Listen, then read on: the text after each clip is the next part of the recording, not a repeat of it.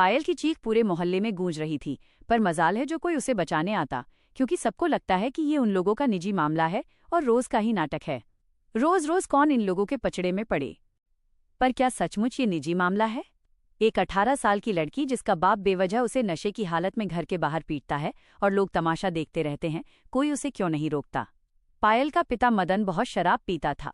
जब पायल 10 साल की थी तभी उसकी माँ भी स्वर्ग से धार गई और मासूम पायल को अपने नशेड़ी पति और उसकी एक और 18 साल की बड़ी बहन माया के भरोसे छोड़ गई। जैसे तैसे मोहल्ले पड़ोस की मदद से पायल बड़ी होने लगी। इधर मदन का वही हाल था, जो कुछ भी थोड़ा बहुत कमाता सब नशे में उड़ा देता। जैसे जैसे पायल और माया बड़ी हो रही थीं, उन्हें अपने बाप की हरकतों का भी पता चल रहा था, पर वो कुछ कर नहीं सकती थीं, क्योंकि पायल की माँ ने मदन के साथ भागकर शादी की थी, इसलिए उसे अपनी माँ के परिवार के बारे में कुछ भी नहीं पता था। कोई और ठिकाना नहीं था, तो उसने भी मदन की मार को नियति मानकर स्वीकार कर लिया था। माया देखने में बहुत खूबसूरत थी, पर व्यवहार में वो अपने बाप जैसी मतलबी थी। अपनी छोटी बहन को घर के कामकाज में लगाकर खुद मोहल्ले भर में घूमती फिरती थी। उसके चाल चलन की वजह से मदन ने पास के गांव में जल्दी से एक लड़का देखकर उसकी शादी कर दी। माया की खूबसूरती की वजह से लड़के वालों ने भी बिना किसी दहेज के शादी के लिए हाँ कर दी। उल्टा मदन ने उन्हीं लोगों से शादी का खर्चा भी ले लिया। खैर, माया के जाने के बाद पायल की जिंदगी में कोई खास बदलाव नहीं आया, क्योंकि माया ने कभी बड़ी बहन का फर्ज निभाया ही नहीं। पायल जंगलों से घास काटकर गांव में बेच देती थी, जिससे उसके खाने भर का खर्चा निकल जाता था। उसकी जिंदगी ऐसे ही आगे बढ़ रही थी कि तभी गांव का ही एक भला लड़का आकाश, जो जमींदार के पशुओं की देखरेख करता था, वो नियमित रूप से पायल से ही चारा खरीदने लगा। धीरे धीरे आकाश की अपने प्रति दया भाव देखकर पायल उसके प्रति आकर्षित होने लगी, और आकाश भी पायल के लिए बहुत चिंतित रहने लगा। शायद दोनों ही एक दूसरे को पसंद करने लगे थे। अब पायल रोज घास बेचने के लिए बहुत जल्दी घर से निकल जाती थी। उसके साथ की लड़कियों को भी पायल और आकाश के बारे में सब पता था, और वो सभी पायल को खुश देखकर खुश रहती थीं कि अच्छा है, पायल की शादी आकाश से हो जाए तो उसकी किस्मत भी सुधर जाए। धीरे धीरे पायल और आकाश के बारे में सारे गांव वाले बातें करने लगे, और ये बात दोनों के घरों तक भी पहुंच गई। आकाश के माँ बाप ने उसे धमकाया कि वो लोग उसकी शादी किसी अच्छे घर की लड़की से करेंगे, जहां से उन्हें कुछ दहेज भी मिले। वो लोग पायल से शादी के बिल्कुल खिलाफ थे। जब पायल के बापू को ये बात पता चली तो हमेशा की तरह उसने पायल को बहुत मारा और उसे कमरे में बंद कर दिया। रात भर पायल आंसू बहाती रही। पायल भूखी प्यासी और ऊपर से पिटाई का दर्द। वो हर दिन बस अपनी माँ को याद करती और उससे यही कहती कि माँ, मुझे क्यों इस निर्दयी दुनिया में छोड़कर चली गई, अपने साथ ले क्यों नहीं गई मुझे। सुबह होते ही मदन को भूख लगी तो पायल को कमरे से निकालकर उसे चूल्हे की तरफ घसीट कर ले गया और दांत पीसते हुए बोला कि चल खाना बना मेरे लिए।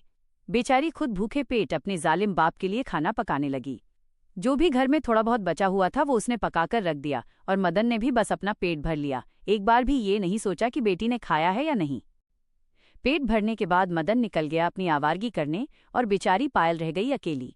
कहते हैं न कि चाहे कितनी भी परेशानी हो, पर ये पेट इतना बेशर्म होता है कि बिना खाए नहीं मानता। और ऐसा ही कुछ पायल के साथ हो रहा था। उसके साथ हुई मारपीट का दर्द उसे अपनी भूख के आगे कम लग रहा था, सो उसने सोचा कि बाहर जाकर कुछ खाने का इंतजाम किया जाए। ऐसा सोचते हुए उसने घास काटने का हंसिया लिया और निकल पड़ी। रास्ते में उसे चंपा और मीना भी मिल गईं। पायल की हालत देखकर वो दोनों भी समझ गईं कि उसको बहुत ज्यादा मार पड़ी है। वो दोनों ही पायल के सुख दुख की साथी थीं। उन दोनों ने रास्ते में पायल को एक जगह पर बिठाया और सहानुभूति पाते ही पायल फूट फूट कर रो पड़ी। उन दोनों ने उसे पानी पिलाया और फिर दोपहर के खाने के लिए जो रोटियां बांध कर लाई थीं वो जल्दी से खोलकर उसे खाने के लिए दे दीं।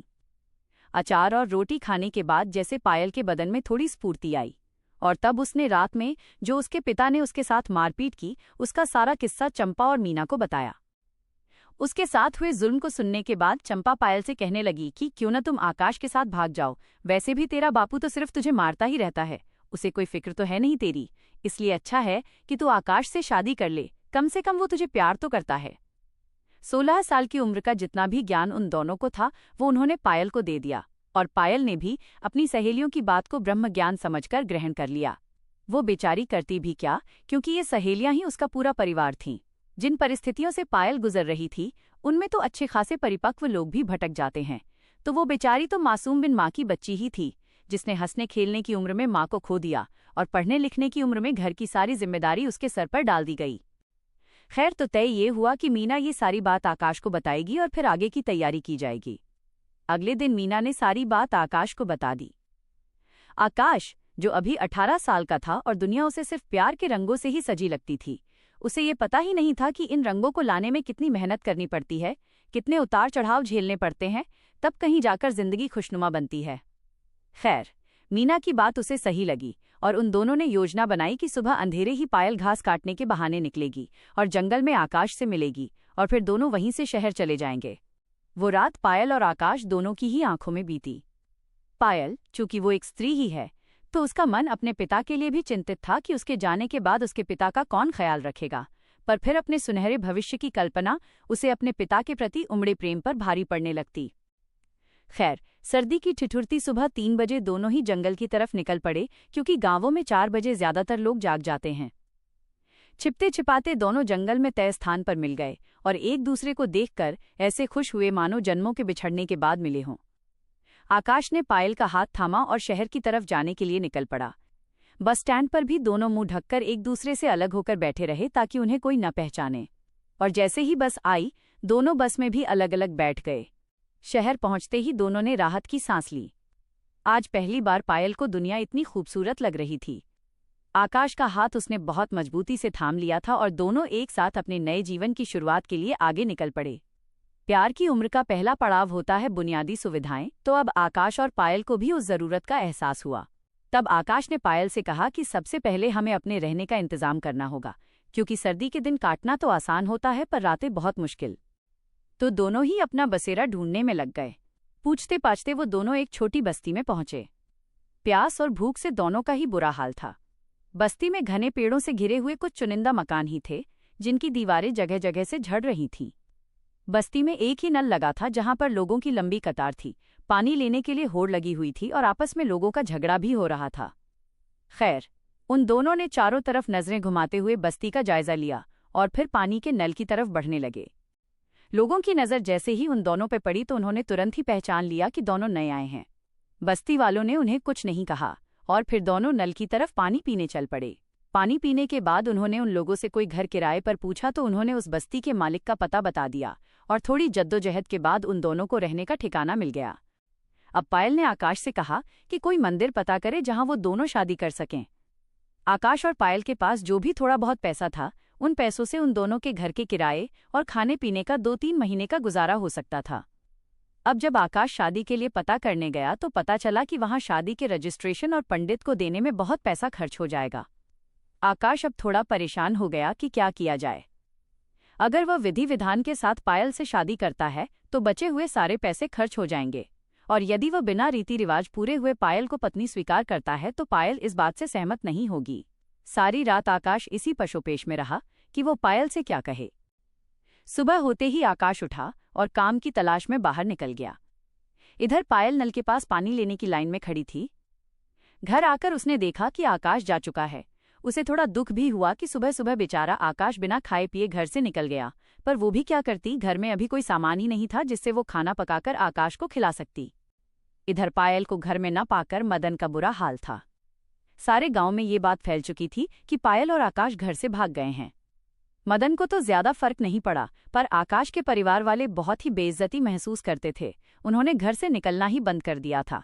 इधर आकाश सारा दिन काम की तलाश में घूमता रहता, पर हर जगह से उसे सिर्फ नाकामी ही मिलती। सारा दिन यहाँ वहां भटक कर थका हुआ आकाश एक पेड़ के नीचे बैठ गया। आज पता नहीं क्यों उसे अपने परिवार की बहुत याद आ रही थी। वो उन लम्हों को याद कर रहा था जब वो अपने माता पिता के साथ आराम से जिंदगी जिया करता था, और ये सब सोचते सोचते उसकी आंखों से आंसू बहने लगे। वहीं एक भिखारी भी बैठा था। उसने आकाश को इस तरह रोता हुआ देखकर उससे उसके रोने की वजह पूछी। आकाश ने उसे बताया कि किस तरह वो बहुत परेशान है। उस भिखारी ने आकाश की सारी बातें ध्यान से सुनी और फिर एक अनुभवी की तरह उसे समझाया कि अभी भी कुछ बिगड़ा नहीं है। वो और पायल वापस अपने गांव चले जाएं। हो सकता है कि उनके माँ बाप सब कुछ भुलाकर उन दोनों को माफ कर दें और उनकी शादी करवा दें। आकाश भी आंशिक रूप से उस भिखारी की बातों से सहमत नजर आ रहा था। फिर उस भिखारी ने आकाश को बताया कि पास ही एक मंदिर है जहां हर गुरुवार को लंगर लगता है। अगर वो चाहे तो वहां जाकर खाना खा सकता है। आकाश को भी उस समय यही उचित लगा और फिर वो उस मंदिर की तरफ बढ़ चला। मंदिर में उसने भरपेट खाना खाया और पायल के लिए भी थोड़ा खाना ले लिया। फिर उस भिखारी को शुक्रिया कहते हुए आकाश अपने घर की तरफ चल दिया। इधर पायल भी दिन भर से आकाश का इंतजार कर रही थी। जैसे ही दरवाजे पर दस्तक हुई, वो भागी भागी दरवाजा खोलने चल पड़ी और सामने आकाश को पाकर उसकी खुशी का कोई ठिकाना नहीं रहा। तू सारा दिन कहाँ था आकाश? तुझे पता है मैं कितनी परेशान थी सारा दिन? पायल ने झूठ मूठ की नाराजगी दिखाते हुए उससे पूछा। आकाश ने हाथ आगे बढ़ाते हुए खाने का पैकेट पायल को पकड़ा दिया। खाने का पैकेट देखकर पायल बच्चों की तरह खुश हो गई और फिर उसने प्यार से पूछा, तू भी खाएगा या खाकर आया है? आकाश ने उसे बता दिया कि कैसे वो मंदिर गया और वहां उसने खाना खाया और फिर उसके लिए भी ले लिया। खाना खाकर जब दोनों तृप्त हो गए तो फिर से कल की चिंता सताने लगी। वो कहते हैं ना कि जैसे जैसे इंसान की जरूरतों के पैर बढ़ते हैं, प्यार की चादर न चाहते हुए भी छोटी होने लगती है, और ऐसा ही कुछ पायल और आकाश के साथ हो रहा था। दोनों ही अलग अलग लेटे हुए अपने कल के बारे में सोचकर परेशान हो रहे थे। सुबह होते ही आकाश सिर पकड़कर बैठा हुआ था। पायल उसे देखकर समझ गई कि आज इसकी तबीयत ठीक नहीं है। क्या हुआ आकाश? आज तेरी तबीयत ठीक नहीं लग रही है मुझे। तू ऐसा कर, आज तू आराम कर, आज मैं बाहर जाकर देखती हूँ, शायद कोई काम मिल जाए। पायल ने आकाश के सिर पर हाथ फिराते हुए कहा। आकाश ने हाँ कर दी और फिर पायल तैयार होकर आई। उसने लाल रंग की कुर्ती और साधारण सी चप्पल पहन ली और बाहर जाने लगी। तभी आकाश ने उसे पीछे से आवाज दी। पायल ने मुड़कर देखा तो आकाश ने बोला, अपना ख्याल रखना, ये शहर है। पायल उसकी बात सुनकर मुस्कुरा दी। दिन भर यहाँ वहाँ भटक कर भी उसे कुछ हासिल नहीं हुआ। यहाँ तक कि उसने सोचा कि क्यों न वो लोगों के घरों में झाड़ू पोछा भी कर लेगी, क्योंकि उसने अपने गांव में सुना था कि शहर के लोग घर के कामों के लिए नौकरानी रखते हैं जिन्हें वो अच्छा पैसा देते हैं। पर वो जहाँ भी काम मांगने जाती, लोग उससे उसका वेरिफिकेशन मांगते और वहीं बात बिगड़ जाती, क्योंकि वो तो अपने गांव से भाग कर आई थी। परेशानी के हालात बढ़ते जा रहे थे। बचे हुए पैसे खाने और घर का किराया देने में खर्च हो रहे थे और कमाई का कोई जरिया नजर नहीं आ रहा था। ऐसे ही सोचते सोचते पायल एक मंदिर में जाकर बैठ गई। जब इंसान के आसपास सिर्फ और सिर्फ अंधेरा होता है, तब उसे ईश्वर की याद आती है। मंदिर में पहुंचते ही वहां लगे नल से उसने थोड़ा पानी पिया और फिर सिर पर चुन्नी ओढ़कर दोनों हाथ जोड़कर आंखें बंद कर भगवान के आगे बैठ गई। उसकी आंखों से झरझर आंसू बह रहे थे और मन ही मन वो भगवान से यही पूछ रही थी कि आखिर उसकी जिंदगी के संघर्षों का अंत कब होगा, कब उसकी जिंदगी में खुशहाली का सूरज उगेगा। तभी वहां लगे पंडाल में शोर शराबा सुनकर पायल का ध्यान भंग हो गया। उसने पलटकर देखा तो मंदिर से लगे हुए मैदान में कोई संत महात्मा आने वाले थे और कुछ ही देर बाद उनका प्रवचन शुरू होने वाला था और उसके बाद लंगर। ऐसा अनाउंसमेंट सुनकर पायल बहुत खुश हो गई। उसे लगा जैसे मन मांगी मुराद पूरी हो गई हो। उसने थोड़ी देर वहीं बैठकर इंतजार किया। थोड़ी देर बाद एक काफी वृद्ध संत, जिनके चेहरे पर एक अलग ही तेज था, वो पधारे और मंच की तरफ बढ़ने लगे। लोगों की भीड़ जोर जोर से जयकारे लगा रही थी और पायल की आंखें कुछ और ही तलाश रही थीं। उसे तो बस इंतजार था कि कब ये प्रवचन खत्म हो और कब लंगर परोसा जाए। वो कहते हैं न कि भूखे भजन न होए गोपाला, बस ऐसी ही हालत पायल की भी थी। हर जगह से हताश और निराश पायल को अब बस पेट भरने की चिंता थी। लगभग 1 घंटे के प्रवचन के बाद अनाउंस किया गया कि लंगर लगने वाला है और पायल को ये सुनकर बहुत खुशी हुई। उसने सोचा कि क्यों ना आकाश को भी बुला लाए, क्योंकि उस मंदिर से घर की दूरी ज्यादा नहीं थी। ऐसा सोचते हुए पायल आकाश को बुलाने निकल पड़ी। घर पहुंचने पर उसने देखा कि घर के बाहर ताला लगा हुआ था। ताला देखकर पायल थोड़ी परेशान हो गई। उसने आसपास के लोगों से पूछा, पर किसी को नहीं पता था कि आकाश कहाँ है। हड़बड़ाहट में पायल सब जगह आकाश को तलाशने लगी, पर आकाश का कुछ पता नहीं चला। सब जगह आकाश की तलाश करने के बाद पायल हताश होकर वहीं घर के दरवाजे पर बैठ गई। लगभग 1 घंटे बाद आकाश आया और पायल उसे देखकर फूट फूट कर रो पड़ी। कहाँ चला गया था तू मुझे छोड़कर? पायल ने आकाश को जोर से पकड़ते हुए कहा। आकाश ने घर का ताला खोलते खोलते बताया, कहीं नहीं पायल, मैं तो तुझे ढूंढने गया था। इतनी देर हो गई थी और तू नहीं आई तो मैं घबरा गया था कि कहीं तू किसी परेशानी में तो नहीं पड़ गई। यही सोचकर मैं तुझे तलाशने निकल गया था। आकाश की बातें सुनकर पायल को थोड़ा सुकून मिला। उसे लगा कि चलो कम से कम आकाश को उसकी फिक्र तो है। इधर आकाश के पिता ने गांव के ही कुछ लड़कों को उसे ढूंढने के लिए कहा था। वे लड़के शहर में ही रहते थे और उन्होंने आकाश के पिता को आश्वासन दिया कि वे उसे ढूंढने का पूरा प्रयास करेंगे। दूसरी तरफ पायल के पिता मदन को अब न तो घर में खाना मिलता था और न ही शराब, जिससे उसका बुरा हाल हो रहा था। आज घर के खाली पड़े बर्तनों को देखकर उसे अपनी छोटी बेटी पायल की बहुत याद आ रही थी। स्वार्थ के कारण ही सही, पर आज पायल को याद करके उसके आंसू निकल पड़े। उसे अपने किए हुए सारे अत्याचार एक एक करके याद आ रहे थे। दुख और परेशानी से घबराकर मदन ने अपनी बड़ी बेटी के घर जाने का निर्णय लिया। पास के ही गांव में उसकी बड़ी बेटी माया रहती थी। जब मदन माया के घर पहुंचा और दरवाजे पर दस्तक दी तो अंदर से एक पतली सी जर्जर लड़की निकली जिसके चेहरे की रंगत जा चुकी थी। उसकी बड़ी बड़ी चंचल आंखों के नीचे अब काले घेरे आ गए थे। उसे देखकर ये कतई नहीं लगता था कि ये वही माया है जो कभी इतनी खूबसूरत होती थी कि चांद भी उसके आगे फीका लगता था। पहली नज़र में तो मदन भी माया को पहचान न सका और उससे पूछ बैठा कि क्या माया यहीं रहती है। माया अपने पिता की हालत देखकर उनसे लिपटकर जोर से रो पड़ी। बापू, तू कैसा है? मैं ही माया हूं, तेरी बेटी। क्या पायल का कुछ पता चला? वो न जाने कितने सवाल पूछने जा रही थी। चाहे जो भी हो जाए, पर स्त्री के मन में अपने पिता के लिए स्नेह कभी खत्म नहीं होता। आज माया के साथ भी ऐसा ही हो रहा था। वो अपने पिता के किए हुए सारे अन्याय भूलकर उन्हें आदर से अपने घर के अंदर ले गई। अंदर एक पुरानी खाट पड़ी थी जिस पर माया ने अपने बापू को बिठाया और खुद पानी लेने चली गई। मदन वहीं बैठे बैठे पूरे घर का मुआयना करने लगा। पूरा घर जर्जर हो चुका था और सीलन भरी दीवारें घर की बदहाली बयान कर रही थीं। पूरा घर उसी एक कमरे में सिमटा हुआ था। कमरे के एक कोने में चूल्हा था और पास ही 2-3 खाली डिब्बे रखे थे। माँ, ये कौन है? ये शब्द सुनते ही मदन की तंद्रा भंग हुई। ये माया की 4 साल की बेटी थी। माया ने प्यार से कहा, बेटा ये तेरे नाना जी हैं, इन्हें नमस्ते करो। मदन ने उसे प्यार से अपनी गोद में बिठा लिया और नाम पूछा। बच्ची ने अपनी तोतली आवाज में कहा, मेरा नाम पायल है, मेरी माँ मुझे पालो बुलाती है।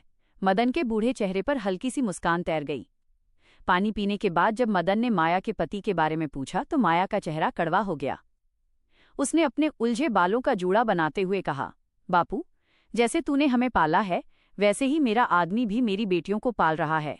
बस फर्क इतना है कि मेरे और पायल के लिए माँ नहीं थी, पर मेरी बेटियों के लिए मैं हूं। माया का कहा एक एक शब्द मदन को सुइयों की तरह चुभ गया, पर वो कहता भी क्या, बात तो सच थी। मदन ने पूछा, कितनी बेटियां हैं तेरी? माया ने बताया, 3 बेटियां हैं बापू। इसीलिए मेरा पति मुझे छोड़कर किसी दूसरी औरत से शादी कर लिया ताकि उसे बेटा हो जाए। यह सुनकर मदन गुस्से में खड़ा हो गया और बोला, तूने मुझे बताया क्यों नहीं? इतना कुछ अकेले झेल रही थी तू? माया ने जवाब दिया, कैसे बताती? गांव वालों से संदेशा भिजवाया था, पर कभी किसी ने सुध नहीं ली। तुमसे तो वैसे भी कोई उम्मीद नहीं थी बापू। अपनी बात कहकर माया को आज पहली बार सुकून मिला। तभी दरवाजे पर दस्तक हुई और माया की 2 और बेटियां, संध्या और सांझ, अंदर आईं। संध्या के सिर पर लकड़ियों का गट्ठर था। मदन ने प्यार से दोनों के सिर पर हाथ रखा। उसने अपनी खाली जेब में कुछ ढूंढने की कोशिश की पर नाकाम रहा और अपनी आंखों से 2 आंसू ही उन्हें सौगात में दे पाया। इधर शहर में पायल और आकाश की रात भूखे पेट गुजरी। अगले दिन सुबह दोनों ने तय किया कि वे काम की तलाश में अलग अलग जाएंगे। बाहर लगे नल से थोड़ा पानी पीकर दोनों ने एक दूसरे को आंखों ही आंखों में विदा किया। एक तरफ पायल इन मुश्किलों में और मजबूत हो रही थी तो वहीं दूसरी तरफ आकाश का हाल अलग था। वो पायल से वादा तो कराया था कि आज काम ढूंढ लेगा, पर घर से निकलते ही एक पेड़ के नीचे जाकर बैठ गया। आज उसकी अपनी शारीरिक और मानसिक स्थितियों से एक बड़ी लड़ाई चल रही थी। पेड़ के नीचे बैठा आकाश खुद को बहुत छोटा महसूस कर रहा था। उसे रह रहकर उस भिखारी की बात याद आ रही थी कि उसे वापस गांव लौट जाना चाहिए। उसे लग रहा था कि शायद वो शहर की इस दौड़ भाग और भूख के लिए तैयार नहीं था। वो सोच रहा था कि पायल कितनी हिम्मती है, जो खुद भूखी होकर भी उसे हौसला दे रही है, और एक वो है जो हिम्मत हार चुका है। इधर पायल शहर की गलियों में भटक रही थी। दोपहर की कड़ी धूप उसके चेहरे को झुलसा रही थी, पर उसके पैरों में जैसे कोई अदृश्य शक्ति थी। वो एक बड़ी कोठी के सामने रुकी जहां एक महिला अपने बगीचे में पानी डाल रही थी। पायल ने हिम्मत जुटाकर उनसे काम के बारे में पूछा। उन महिला ने पायल की सादगी और उसकी आंखों की सच्चाई देखी तो उन्हें उस पर दया आ गई। उन्होंने पायल को अंदर बुलाया और उसे थोड़ा खाना और पानी दिया। उन्होंने कहा कि उनके यहाँ सफाई के लिए किसी की जरूरत है, पर उन्हें पहले उसके बारे में पूरी जानकारी चाहिए होगी। पायल ने बिना कुछ छुपाए अपनी मजबूरी और गांव से भागकर आने की पूरी दास्तान सुना दी। महिला ने पायल की हिम्मत की दाद दी और उसे काम पर रख लिया। पायल की खुशी का ठिकाना नहीं था। उसे कुछ पैसे एडवांस भी मिल गए। वो जल्दी से बाजार गई और थोड़ा आटा, दाल और सब्जियां खरीदीं। आज उसे लग रहा था कि उसकी मेहनत रंग लाई है। दूसरी तरफ गांव में मदन का मन अब पूरी तरह बदल चुका था। माया और उसकी बेटियों की हालत देखकर उसे एहसास हुआ कि उसने अपनी शराब की लत में कितनी बड़ी दुनिया बर्बाद कर दी। उसने तय किया कि वो अब अपनी बेटियों का सहारा बनेगा। उसने माया से कहा, बेटी तू फिक्र मत कर, अब तेरा बापू जिंदा है। मैं शहर जाऊंगा और पायल को ढूंढ कर लाऊंगा। हम सब साथ रहेंगे। मदन ने अपनी शराब की बोतल वहीं पत्थर पर दे मारी और अपनी बेटियों को गले लगा लिया। इधर आकाश शाम ढले घर पहुंचा। उसका चेहरा उतरा हुआ था क्योंकि उसे कोई काम नहीं मिला था। पर जैसे ही वो घर के अंदर गया, उसे ताज़ी रोटियों की खुशबू आई। उसने देखा कि पायल चूल्हा जलाए खाना बना रही थी। पायल ने मुस्कुराकर उसे देखा और कहा, आकाश देख, मुझे काम मिल गया है और आज हमारे पास खाना भी है। आकाश की आंखों में आंसू आ गए। उसे अपनी कमजोरी पर शर्म आ रही थी, पर पायल की सफलता ने उसके अंदर भी एक नई उम्मीद जगा दी। उसने पायल का हाथ थामकर कहा, पायल, आज से मैं भी हार नहीं मानूंगा। हम दोनों मिलकर अपनी इस नई दुनिया को संवारेंगे। उसी रात जब शहर की रोशनी धीमी हो रही थी, दोनों ने भरपेट खाना खाया। लेकिन उनकी मुश्किलें अभी खत्म नहीं हुई थीं। गांव से जो लड़के आकाश को ढूंढने आए थे, वे अब उनके ठिकाने के करीब पहुंच चुके थे। मदन भी अगले दिन शहर की ओर निकलने की तैयारी कर रहा था, बिना ये जाने कि उसकी छोटी बेटी कहाँ और किस हाल में है। अगले कुछ दिन पायल और आकाश के लिए मेहनत भरे रहे। पायल को उस कोठी में काम मिल गया था और आकाश को भी एक निर्माण स्थल पर मजदूरी मिल गई। दोनों की जिंदगी की गाड़ी धीरे धीरे पटरी पर लौटने लगी थी। लेकिन नियति ने कुछ और ही तय कर रखा था। एक दोपहर जब आकाश काम से लौट रहा था, गांव के उन लड़कों ने उसे देख लिया जिन्हें उसके पिता ने भेजा था। उन्होंने आकाश को घेर लिया और जबरदस्ती उसे गांव वापस ले जाने की कोशिश करने लगे। आकाश ने बहुत विरोध किया, पर वे उसे खींचकर ले जाने लगे। तभी वहां मदन पहुंच गया, जो शहर में भटकते हुए अपनी बेटियों की तलाश कर रहा था। मदन ने जब आकाश को उन लड़कों के साथ देखा तो वो तुरंत समझ गया। लेकिन इस बार मदन का रूप बदला हुआ था। उसने लड़कों को रोका और कहा, छोड़ दो इसे। मैंने अपनी बेटियों के साथ बहुत अन्याय किया है, अब और नहीं होने दूंगा। गांव के लड़के मदन के बदले हुए तेवर देखकर पीछे हट गए। मदन आकाश के साथ उस छोटी सी बस्ती में पहुंचा जहां पायल उसका इंतजार कर रही थी। अपने पिता को अचानक सामने देखकर पायल डर के मारे कांपने लगी। उसे लगा कि आज फिर उसे मार पड़ेगी। पर मदन ने आगे बढ़कर पायल के सिर पर हाथ रखा और फूट फूट कर रोने लगा। उसने अपनी दोनों बेटियों पायल और माया की दुर्दशा के लिए माफी मांगी। उसने पायल और आकाश से कहा, तुम दोनों अब अकेले नहीं हो। मैं माया और उसकी बेटियों को भी अपने साथ गांव ले जाऊंगा। आकाश, अगर तुम्हारे माता पिता तैयार न हुए तो भी तुम दोनों मेरे घर में साथ रहोगे। मैं अब शराब को कभी हाथ नहीं लगाऊंगा और अपनी आखिरी सांस तक तुम सबका साथ दूंगा। कुछ दिनों बाद मदन ने शहर और गांव के बीच की दूरियां मिटा दीं। वो माया और उसकी बेटियों को वापस गांव ले आया। आकाश के माता पिता ने भी जब मदन का ये बदलाव और बच्चों का सच्चा प्रेम देखा तो उनका दिल पिघल गया और उन्होंने धूमधाम से पायल और आकाश की शादी करवा दी। पायल, जिसकी आंखों में कभी सिर्फ आंसू थे, आज अपने पूरे परिवार के साथ खुश थी। मदन ने वाकई शराब छोड़ दी और अपनी पोतियों के साथ समय बिताने लगा। वो घर जो कभी चीखों से गूंजता था, अब बच्चों की किलकारियों से महकने लगा था। आशा है आपको ये कहानी पसंद आई होगी। ऐसी ही दिल को छू लेने वाली कहानियों के लिए हमारे चैनल को सब्सक्राइब करें, वीडियो को लाइक करें और अपने दोस्तों के साथ शेयर करना न भूलें। नोटिफिकेशन बेल को जरूर दबाएं ताकि अगली कहानी का भाग आप मिस न करें। देखने के लिए धन्यवाद।